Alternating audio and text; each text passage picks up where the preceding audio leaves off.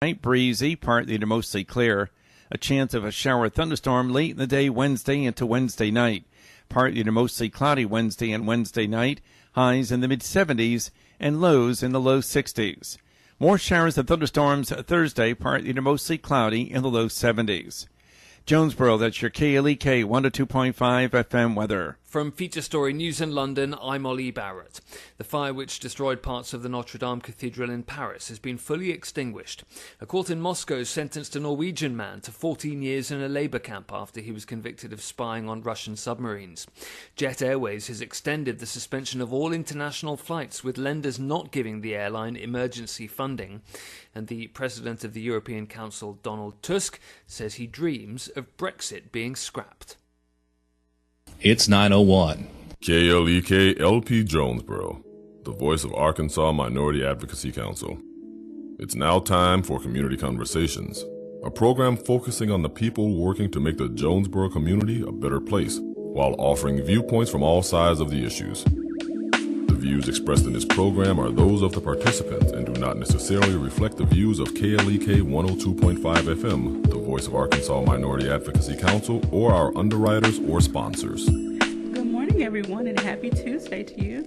I hope that you're having a great start to your day. You're tuned in to Community Conversations on KLEK 102.5 FM, and I have some very special guests with me. Some of them are not strangers. They are from Encompass, formerly Health South Rehabilitation Hospital, but now it's Encompass Rehabilitation Hospital of Jonesboro. So thank you, ladies, for joining us today. We have Ms. Donna Trevathan. Hey. Ms. Tanya Hadcock and Ms. Ashley Watson. And then we have a very special guest who is a patient of Encompass, Miss Nancy Metz. Good morning. Thank you all for joining us this morning. And today is kind of a two-part show, same group, but two-part discussion. First, we're going to be talking about limb loss awareness because April is Limb Loss Awareness Month, and we have some exciting news. Well, it's news to me. I apologize. There was a proclamation that was presented by the state of Arkansas, and I want Miss Nancy to discuss that more in detail because she was a pioneer in helping to get this started. And I would love for her to please tell a little bit more about her story and whatever you would like to share. I lost my leg in 2003, May the 30th. And then I didn't know a lot about limb loss or anything until I came to Encompass. And that's where I learned how to deal with being an amputee. Okay. In fact, I had Tanya and Donna, and I was always told that I'd never walk again. Of course, they had faith in me, and I had faith in myself, and I did walk again. It was a year later that I got my prosthetic. Oh. And then, we started doing. I think it was 2 or 3 years later they started doing the amputee support group. Okay. And that's where you really learn and you get to meet a lot of people and how they lost their limb and everything. We got to discuss different things. And my thing was, I did well, but a lot of people don't because they don't know how to deal with limb loss. I just wanted to be able to do what I wanted to do and go on. So I got to walk again, but one of the reasons I wanted to lose my leg, because it was a life or death situation, okay. I said I wanted to be a grandmother. Okay. So in 2006, I became a grandmother to a little girl that is fixed to be 13. Oh my goodness. And then 2 years later, I became a grandma again to a little boy, which will be 11 this year. That's amazing. So, and then limb loss, like I said, they teach you how to live a normal life, okay. And you can go on with your life. Some can wear prosthetics and some can't. Right now I can't, but I will always be there for somebody that that's going to lose a limb. If they call me and say, Nancy, can you go talk to somebody? I would like to be a peer advisor. Okay. Where you can go in the hospital, when somebody's going to lose their limb, and you can get to go talk to them. Wow. And so I'd love to do that.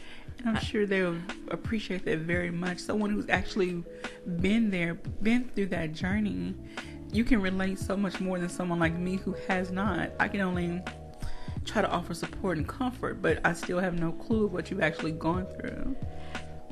It's to some people get depressed, and because you've lost something that you're not ever going to get back. I was right the opposite. I was ready to explore the new everything because I got a second chance, and then I just took off with it and just kept going. All right. And then you get afraid to try things until Tanya says you can do this.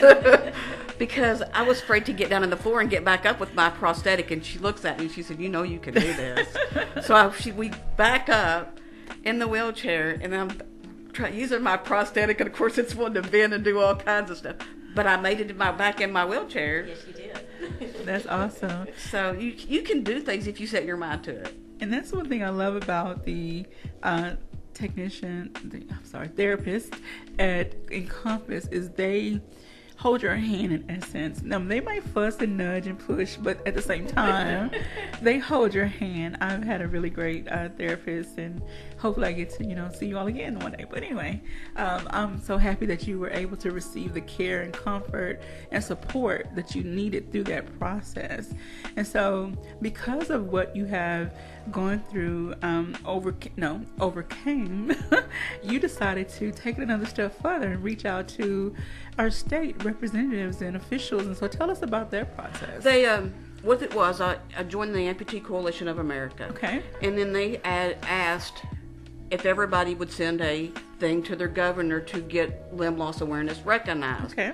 So I contacted them and I said, okay, what's the process of doing this? So they sent me a thing, and crazy me, instead of copying it, I literally wrote everything out and sent it to the governor because of what's on this paper. Okay. And he actually, I thought, well, it's a shot. If I get it, I get it. All they can do is tell me no. Well, the governor's secretary contacted me, and she said, I sent it to him. She said, this is awesome.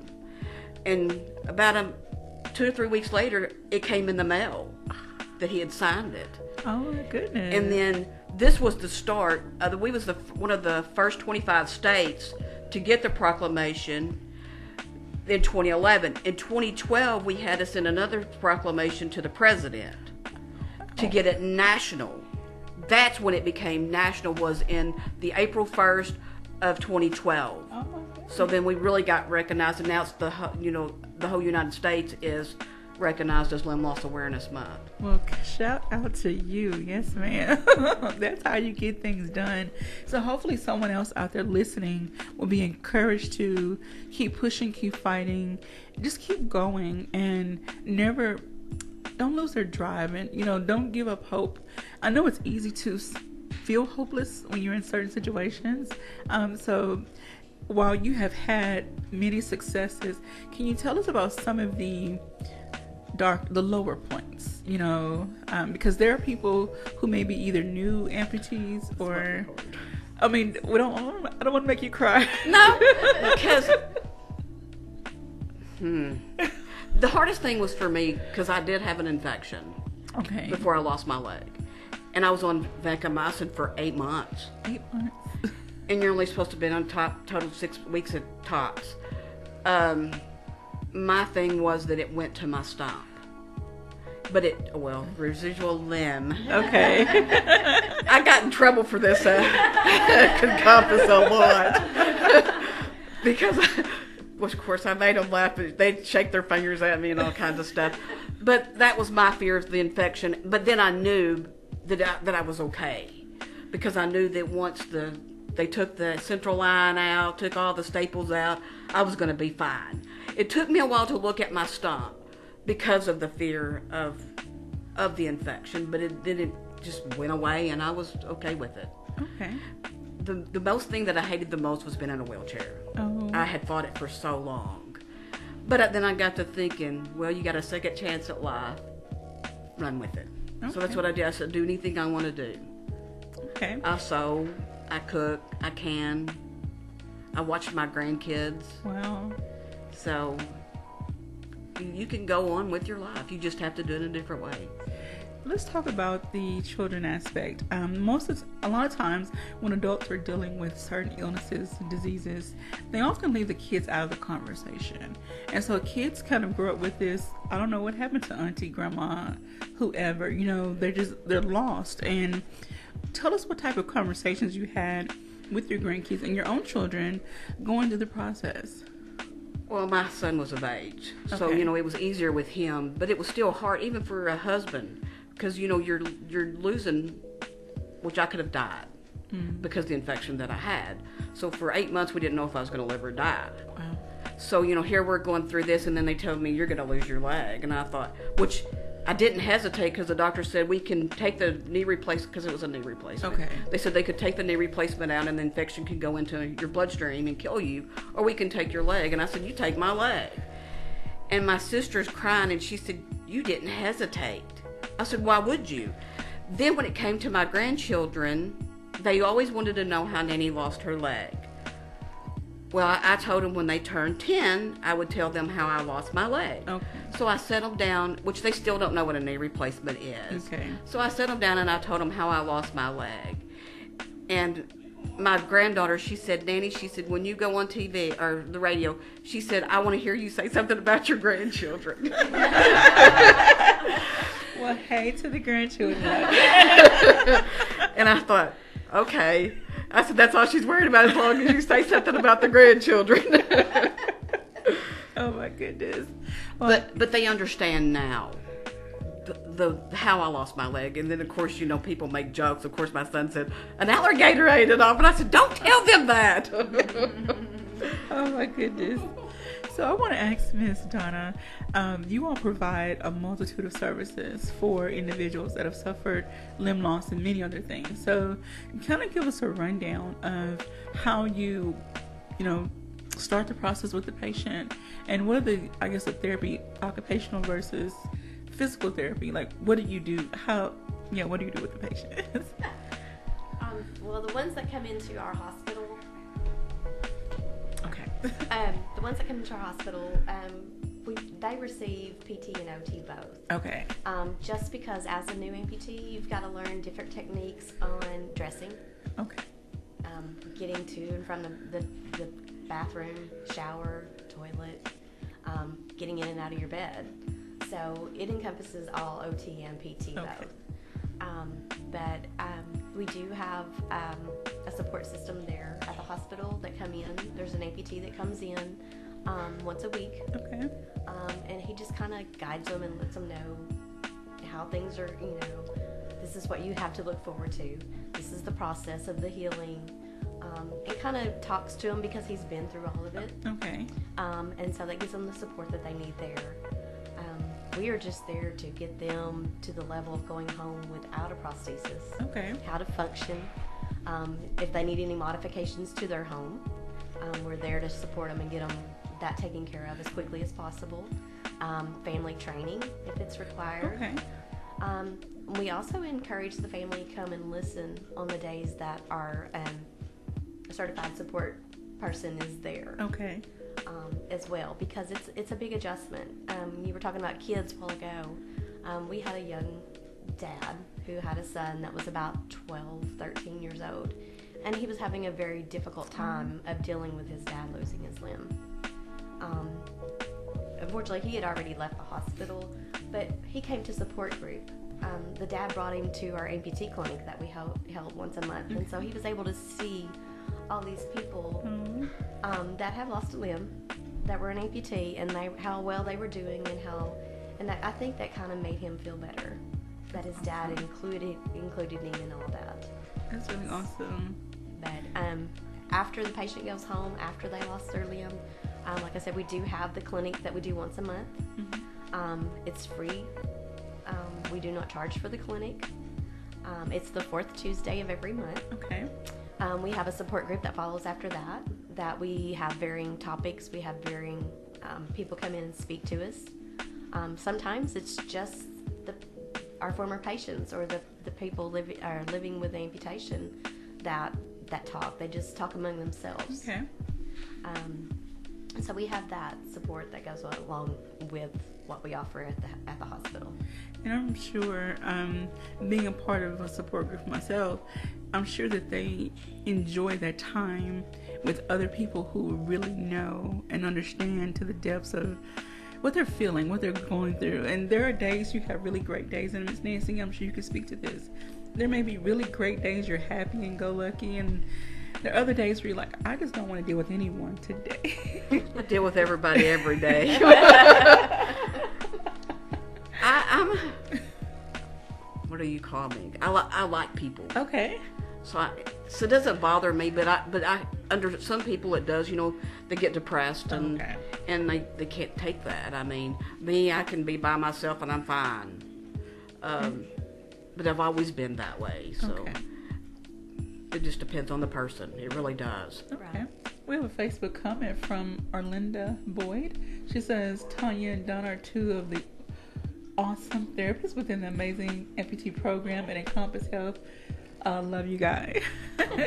We love you, Arlinda. Well, thank you so much for the shout out, and good morning to everyone else out there that is watching and listening.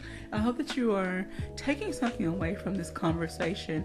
If you are an individual that has lost a limb, or you know someone that has, consider taking them or going with them to the support group. Yes. Tell us again what that support group is. The support group is the fourth Tuesday of every month. Okay. It starts around noon. All right, so go to the support group, get to meet other individuals around, not just Jonesboro. You have individuals that come from all over Yes, Northwest ma'am. Arkansas, and share your story. You never know who you're going to meet and what you can take away from the encounter with other individuals who are dealing with the same thing.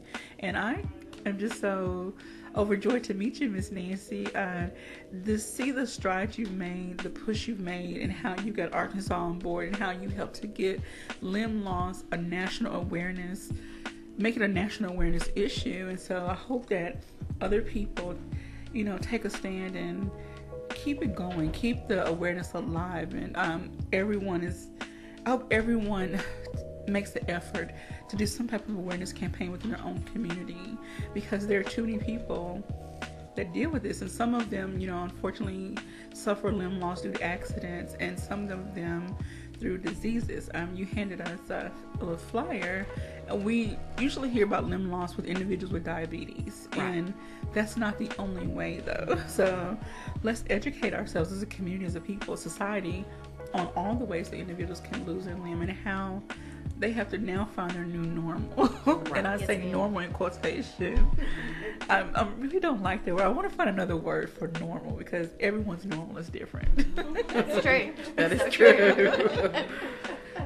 All right, so what are some of the things you would like to share? What other messages would you like to share with individuals that are listening, who either have family members, they're a patient themselves, or they may be facing this choice?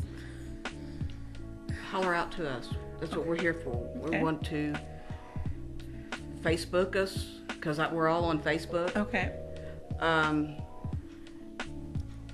If you lose a limb, like I said, it is hard, but you have people out there that's going to help you. We're going to back you. Okay. Now, do you foresee any local awareness events? There's always like a breast cancer walk, or prostate or cervical cancer, this or that. Different types of events happening around, in Jonesboro and around. So, do you see, or do you hope to have any type of awareness event soon? I do. I would like to. I did try to get a walk-up Okay. for limb loss, but you have to do it like you're in advance to do this. Okay. So I actually talked to the Amputee Coalition, one of the guys there, when I got the pamphlet that I gave you. He said for me to talk to somebody, and she could hook us up with different things to help us get the word out. So I need to contact her, and me and her try to get something up for next year so we can get going. Because I would love to do something for limb loss. I did set up one year, and I actually posted it where we were giving the pamphlets out and trying to tell people, we're trying to prevent limb loss. Okay.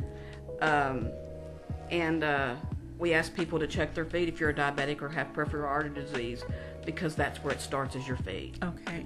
Have you considered connecting with the college OT program and seeing if they could help? They're always looking for activities and ways to engage with the community. I'm sure there'll be some that'll be happy to help.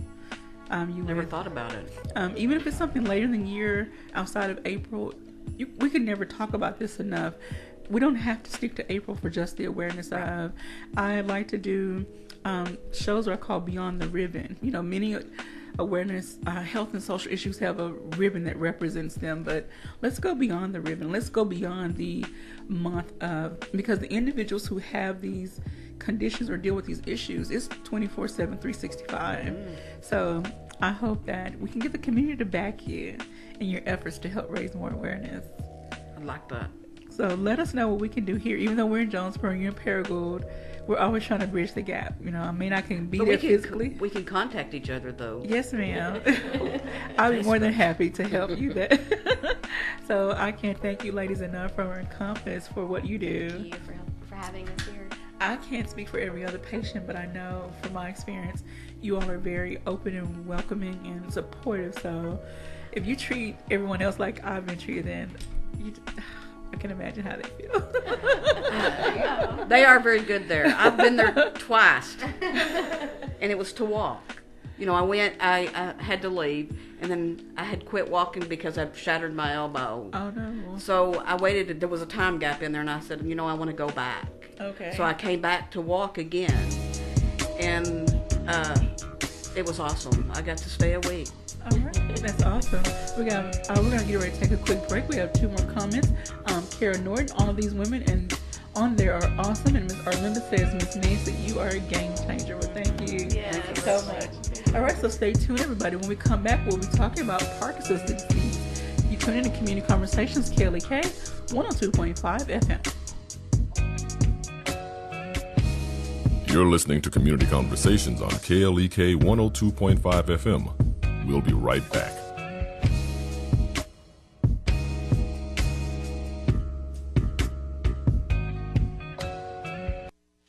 Ladies, how do you know you're being a good mom? I'm Mark Merrill with today's Family Minute. Recently, my wife Susan shared with me that at a basic level, you're a good mom if your child knows you love them. Simple gestures from your kids reveal whether they know you love them. So, here are some actions to look for in your kids that will help you know you're being a good mom. First, you know you're being a good mom when your child shares their fears and dreams with you. Second, when your older child randomly calls you, or your younger child sits on your lap. For the rest of my wife's ways to know you're being a good mom, check out my blog at markmerrill.com. Remember, your family first. Want to connect with Mark on Twitter? Follow him at twitter.com/Mark Merrill. The Family Minute with Mark Merrill, helping families love well. Family Minute is made possible by the Kappa Nu Omega chapter of Alpha Kappa Alpha Sorority Incorporated, a non-profit organization committed to service to all mankind. Kappa Nu Omega Alpha Kappa Alpha on Facebook and KNOMEGA1908.com. Support for KLEK is brought to you by... One Saturday morning, some customer of ours was having coffee at the local convenience store. Another customer pulled his golf cart behind him. He came in and said, I'm going to go play golf and relax. A former customer of ours was sitting there, and he said, I'm pulling my cart on my trailer today too, and I'm going to go relax this afternoon. Everyone looked outside. Don was pulling his backhoe behind his truck. Everyone had a good laugh. Glenn sang, God bless our troops. Check out Melvin Williams of the Williams Brothers every Sunday morning from 5 to 7 a.m. here on KLEK for the Melvin Williams Down Home Gospel Radio Show, playing the very best in quartet and inspirational gospel music that you'll love, as well as feature interviews with all of your favorite gospel artists. It's Melvin Williams Down Home Gospel Radio Show, Sundays from 5 to 7 a.m. on KLEK 102.5 FM. House of Details, located at 3915 East Highland in Jonesboro, is a proud supporter of KLEK, offering detailing on any type of vehicle: basic wash, hand wash, shampoo, interior cleaning, waxing, buffering, headlight restoration, pickup, delivery, and more, with the motto of anything mean we can clean. Details at 870-273-5187. House of Details on Facebook and at klekfm.org.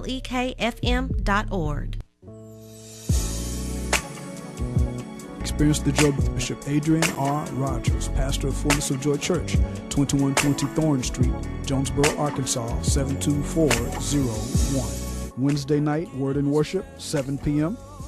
Prayer Thursday night at 7 p.m. Sunday School, 9:30 a.m.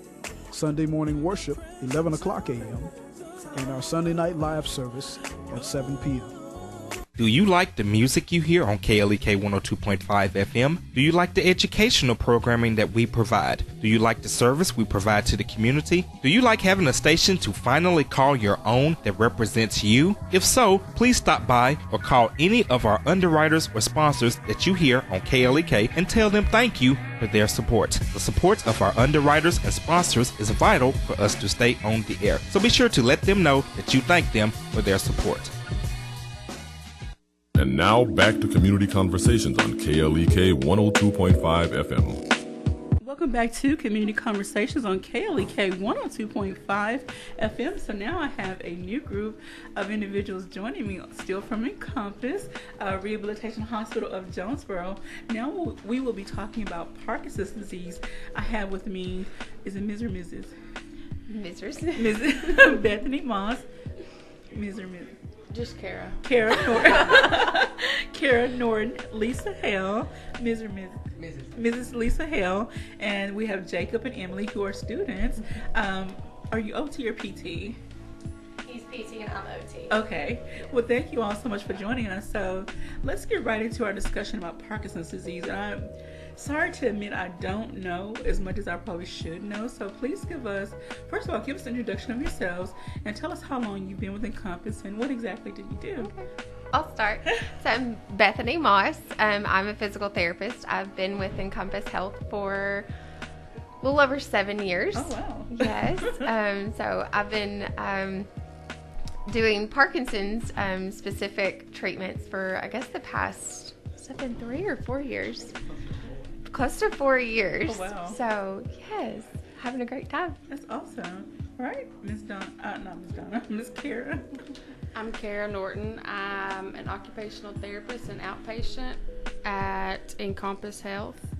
I have been there about 2.5 years, and I've been working with Parkinson's for really that full time. Okay. Yeah. All right, and then Miss Lisa, you can come to this microphone. My name is Lisa Hale. I'm the outpatient speech therapist at Encompass Health. I've been there 11 years and have been focused in the Parkinson's program for approximately the last 3 to 4 years. When we've all been to specialized training, so that that's focused on the specifics that Parkinson's patients. Specific symptoms that they have, and so we've had specific training in the treatments for them. So that's what we do. So let's get right into what exactly, and the students would like to speak at some point. We'll let them come on. I apologize, those mics don't work on the other end. Let's get right into what Parkinson's actually is, because there may be many people who still don't know. They know some of the symptoms, some of the signs, but give us a breakdown of what Parkinson's actually is. We will.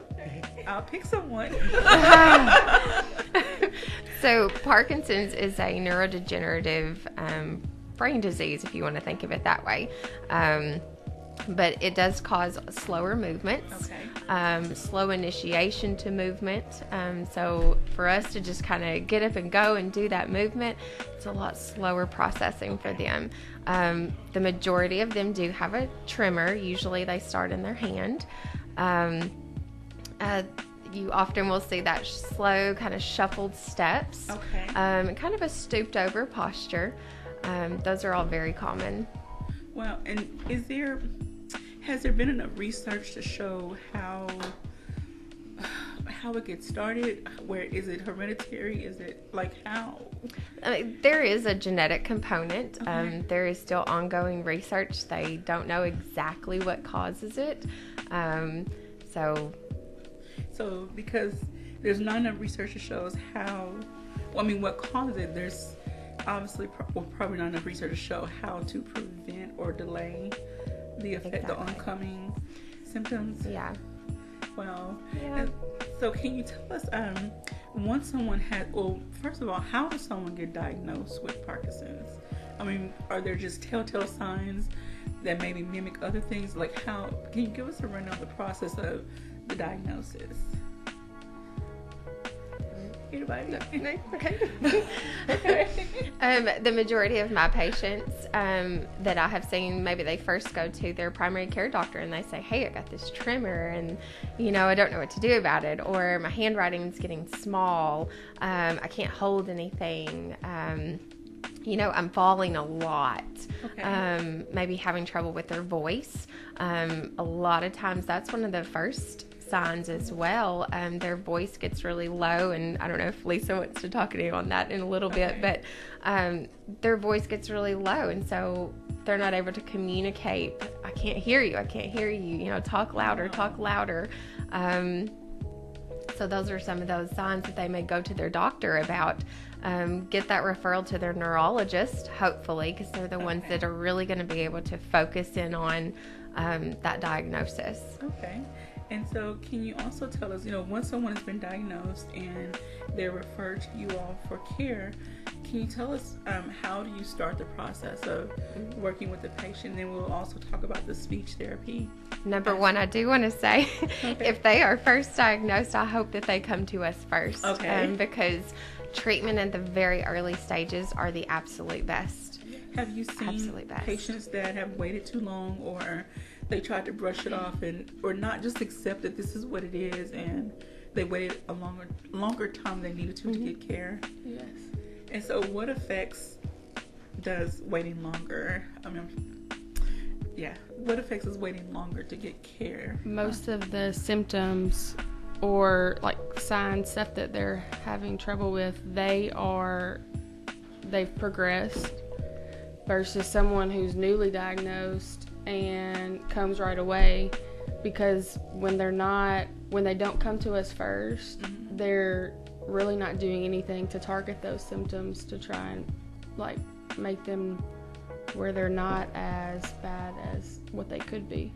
Have you ever seen patients that disclose that they have tried to self-medicate, even with the wrong medications, to try to counteract the symptoms of Parkinson's? Some of my patients, they'll try home remedies and different supplements, but then they end up taking actual medication and therapy.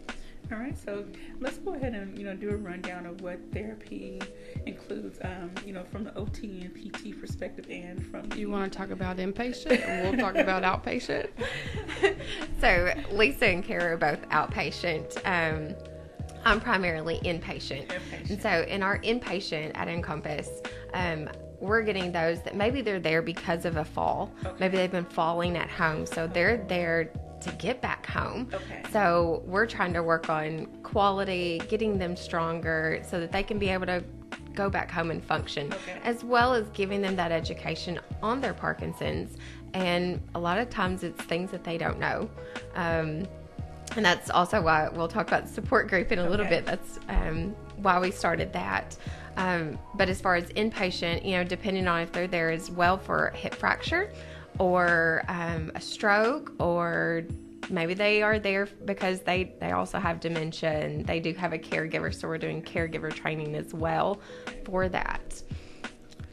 So in outpatient, we get them from inpatient next door, or they're a lot of the neurologists send them to us, so they already live at home, they're in the community, and what we do is we first run through the different exercises and stuff of that nature, and then we're trying to get them to function at home where they're not falling, they're more safe, they are really focusing on the things that they want to work on. So things that they used to do but are having trouble now with because of the Parkinson's. Okay. And so that's really what we're trying to target in OT, PT side of it from outpatient. All right. Ms. Lisa? Generally, when the patients come to me, if they've been an inpatient, they've maybe had a little bit of a trial of what the speech therapy focuses on. Okay. The primary focus of the speech therapy, and as Bethany kind of said earlier, a lot of times their first symptom is, and it's actually very common that the patients will come in and say, I think my spouse needs hearing aids because they can't hear me any longer. Oh. And it's not that, it's just their voice has gotten quieter and softer. And usually my first question to them is, can people hear you on the telephone? Can they hear you in a noisy room? Do you order in restaurants? Can they hear you through the drive-through? Because a lot of times these are the first symptoms that they've noticed is the Parkinson's is affecting their voice. Bethany and I tell them all the time that Parkinson's tries to make you small and quiet. What we're doing is trying to make you big and loud. Okay.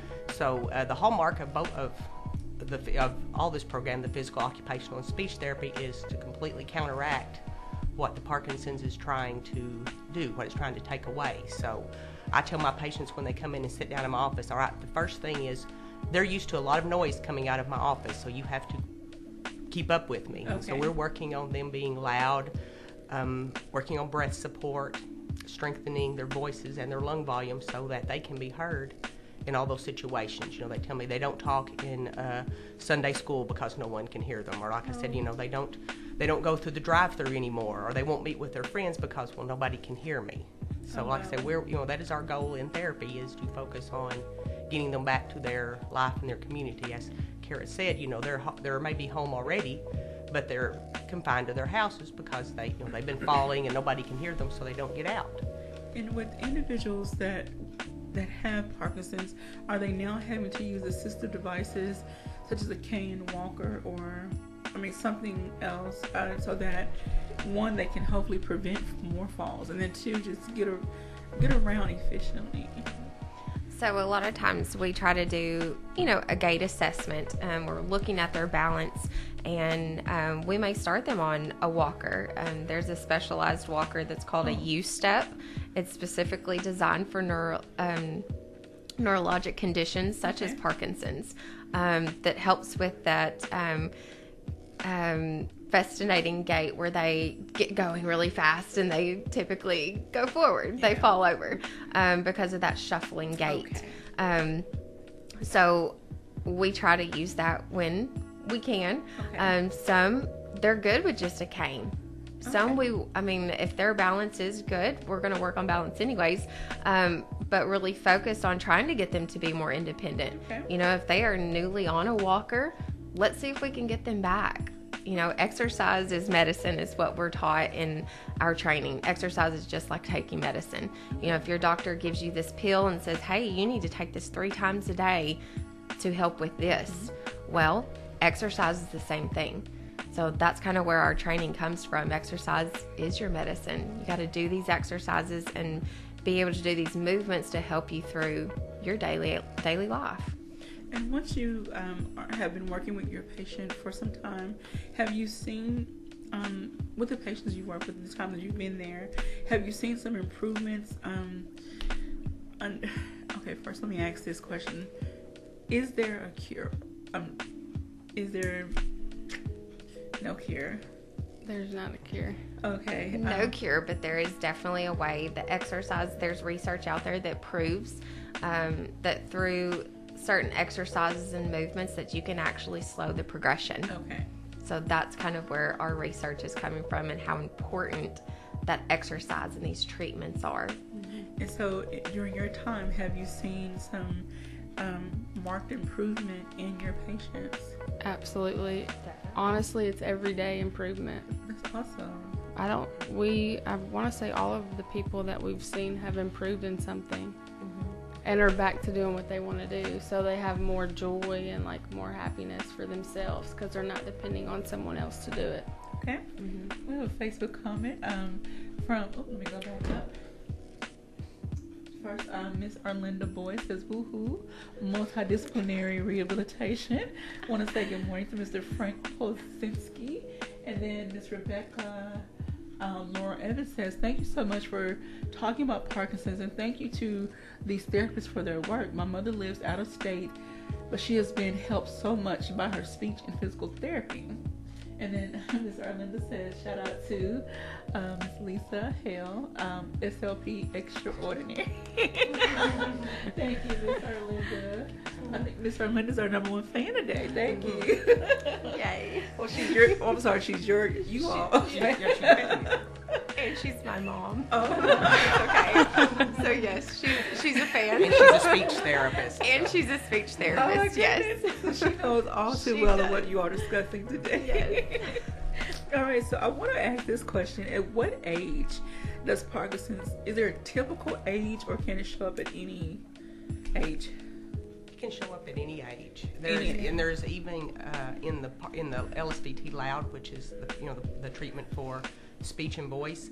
There are even specific things to do with what's called young onset Parkinson's disease. I guess the best example will be Michael J. Fox. If you go back and look at his career, and even in his earlier movies, if you watch and you know what you're looking for, some of his jerky movements were signs of Parkinson's. Was he maybe in his 30s or 40s at the time? I believe so. We've been on his website. That's another thing, and a good thing to let your listeners know is there's a ton of information out there. If you type in Parkinson's disease, you get a page of references. Okay. On the computer. So should people look for more .org type pages versus .com or .net, or and then definitely .org and .edu type? Yes. Okay. Yes, definitely. Because we know we can go down a rabbit hole of websites. Yes. True. All right, and so, but for the patients that come to your clinic, come to the rehabilitation hospital, what's the age range that you see? I would say the majority are between 60 and above. Okay. And do they often talk about how before the onset of Parkinson's happened, they were living this really vibrant life? Like, did it happen for them? Does it feel like it happened overnight, or was it a slow progression? Typically a slow progression. A lot of times they'll tell me, like, because my first question a lot of times is, how long have you had Parkinson's? Or when did you get your diagnosis? And they'll say, oh, well, I've had my diagnosis about 5 years, but I think I had it about 5 years before that. Oh my goodness. Because they'll start kind of looking back and thinking back and going, okay, all those times that I wasn't sleeping well, my voice started going down, or my memory, or I started falling at this time, or this is when I noticed that tremor. So, wow. All right, so this is a word to the wise out there. Please pay attention to your body and the signs and symptoms that it is showing you, and go to your doctor. Have these conversations. That's one thing. A lot of us, we live in such a fast-paced society now, and we're so focused on working and family and extracurricular activities that we often overlook our personal health. And I would love to see more people start taking care of their personal health, and before they get to a point of burnout or disease or other type of illnesses that can affect them. So, and then take away their quality of life. With the individuals that you all serve, have they talked about, in the support groups, have they talked about how their quality of life has changed? And do you often see people with mixed emotions? Like, one minute they're happy, they're okay, I can do this, I can conquer this day. The next minute is like, I give up. Yes. I mean, there's definitely ups and downs, and seeing that, not only with our patients, inpatient, outpatient, and then in our support group, those kind of emotions are definitely going to spiral up and down, so we're there to offer that hope, to continue to fight. That's what we're here for. And we believe in what we do and the treatments that we can provide to offer that hope. There is hope. You can live with this. You can fight every day. But it has to also come within, and small gains are huge gains. Little things mean a whole lot. All right. And I always like to ask this question because I love the babies of our population, the young people. Do you include the children, like the younger, to say minors, I feel like that? Do you include them in the conversation of how to adjust to mama, daddy, grandpa, whoever, their new life? Have you had many? Yeah, I mean, so we we also have a power class. Okay. That's community and it's volunteer. It's for all the individuals around here that have Parkinson's disease with their caregiver, their family, their kids. All of them are welcome just to kind of go through that routine of kind of what they're going through, as in what you can do to help. Because that's a lot of times we have caregivers that are like, well, what do I need to do? What should I do? Should I do everything for them or should I not? And one thing we really emphasize is independence. Okay. So as long as they're safe, we want them to try and do what they can before having a family member or any of that come do it for them. Now, oh goodness. I had another question real quick, and maybe to come back to me. While I'm thinking about it, let's talk about the support group. So tell us the date, time, and... So the support group is the second Tuesday of every month at 1 o'clock. It's in the downstairs lobby at Encompass Health. It's free. Okay. Yay. But we try to keep it very encouraging. I know a lot of times support groups can be, me, and kind of sad and talk about those sad things. But like I said, we want to offer hope. We want to offer education on things that they may not know. So we would love to see our group grow and for them to develop friendships. All right. Well, we're going to take a quick break. When we come back, we'll bring the students on and let them share their perspective and what they hope to do with their career once they get to the program. You're tuned in. I do remember my question, but we'll come back. We're going to take a quick break. You're tuned in to Community Conversations on KLEK 102.5 FM. We'll be right back. You're listening to Community Conversations on KLEK 102.5 FM. We'll be right back.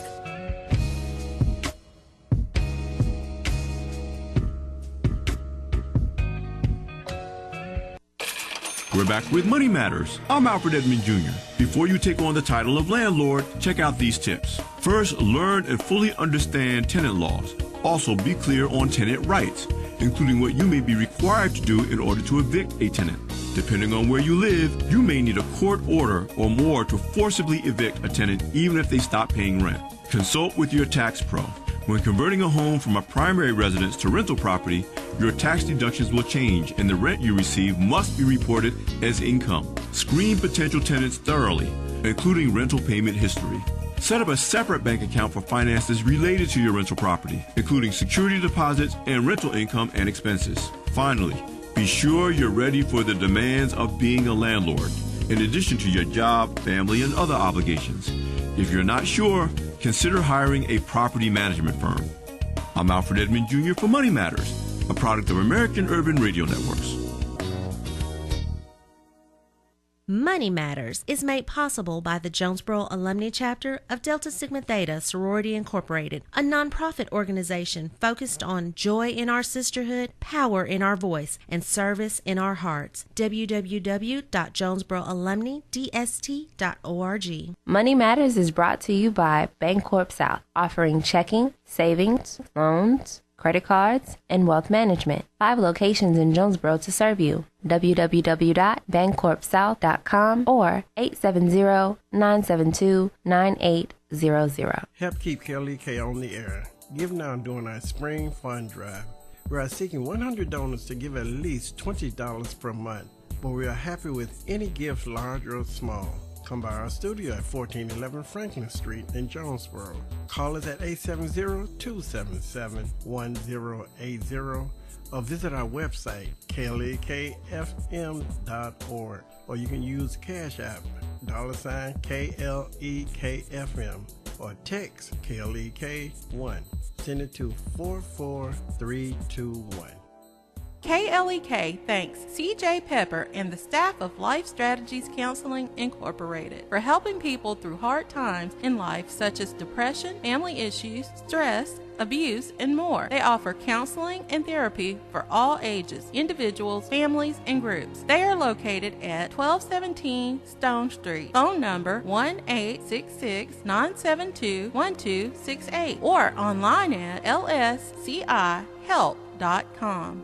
Meineke of Jonesboro is now Starks Auto Service, a full-service auto repair and vehicle maintenance center, offering engine and transmission repair, brake service, tires, oil changes, and more, performed by ASE certified mechanics. Starks Auto Service, 2813 South Caraway Road in Jonesboro, 870-204-7112. Starks Auto Service, Jonesboro.com. The Mu Omicron Lambda chapter of Alpha Phi Alpha Fraternity Incorporated was established on January 1st, 1977, originally serving Blytheville, Arkansas, and now serving Jonesboro, Blytheville, Osceola, Marion, and West Memphis, Arkansas. Today, the chapter continues to make an impact by focusing on Alpha's national community outreach initiatives such as My Brother's Keeper, A Voteless People is a Hopeless People, Go to High School, Go to College, Project Alpha, Boy Scouts, and the March of Dimes. The Mu Omicron Lambda chapter of Alpha Phi Alpha Fraternity Incorporated is committed to Alpha's mission of developing leaders, promoting brotherhood and academic excellence, while providing service and advocacy to the community. More information about the Mu Omicron Lambda chapter of Alpha Phi Alpha Fraternity Incorporated is available at MOL Alphas on Facebook or via email at molalphas@gmail.com. KLEK is starting a new fundraiser which will allow listeners to donate to KLEK while buying groceries. KLEK is a part of the Kroger Community Rewards fundraising program. When shoppers visit a participating Kroger and scan his or her Kroger Plus shoppers card, a portion of the savings goes back to KLEK to help keep it on the air. Details on how to sign up for the program are available at KrogerCommunityRewards.com and at KLEKFM.org. This is a KLEK fundraiser. And now back to Community Conversations on KLEK 102.5 FM. Welcome back to the last segment of Community Conversations on KLEK 102.5 FM. I hope you have been enjoying today's conversation concerning limb loss awareness and Parkinson's disease awareness. Well, not Parkinson's disease. With the employees, staff, not technicians, please forgive me, therapists from Encompass I cannot talk. I'm going to stop. Rehabilitation Hospital of Jonesboro. Okay. So we're going to bring it back, our conversation about Parkinson's. But we do have a question, again, from Ms. Rebecca Evans. She says, could you repeat or post the info about the support group? I missed it. So let me go ahead and type that information so you can repeat. The second Tuesday of every month. And where is it located? Downstairs lobby of Encompass Health. And it's at 1 p.m. 1 p.m. Okay. Thank you so much for that. All right, so we're going to bring the students into the conversation, and I want to get their perspective on one. Mr. Jacob is a PT student, and so tell us from your perspective, what impact has working with Parkinson's patients, what impact has it had on you, and where do you see yourself in your career, and what impact do you want to make concerning research or education and things of that nature? Sure. Yeah, so I'm kind of in an interesting position, I guess. My plan for my future is actually to work with kids. Okay. We're kind of the opposite side of the spectrum. But I feel like being in this clinical setting right now, it's just giving me a better picture, a better clinical picture of these patients, especially Parkinson's. Because like in school, we learn the textbook kind of stuff. Okay. But here we get the full picture of what this really looks like physically, and even emotionally, and even intellectually. And just seeing that actually play out and helping these pretty cool people. Wow, thank you. All right, and Miss Emily?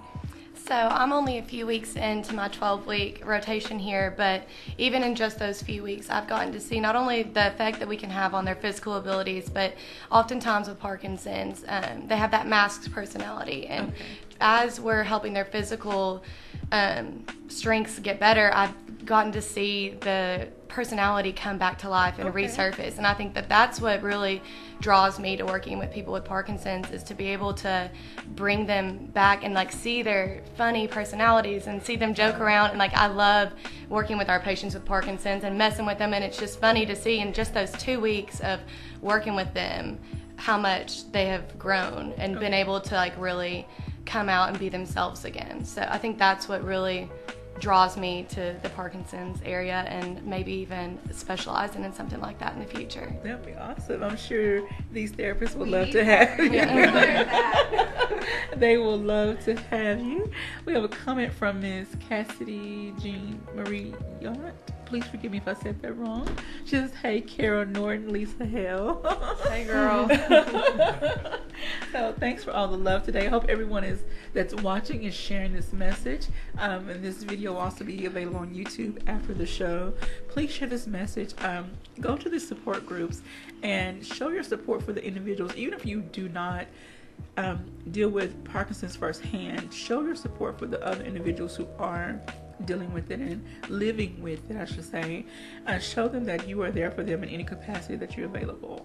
I remember the question that I was going to ask before we went to break concerning if someone has Parkinson's, how does it affect any pre-existing health conditions, and does Parkinson's bring about other health conditions? What other health conditions come along with someone having Parkinson's? So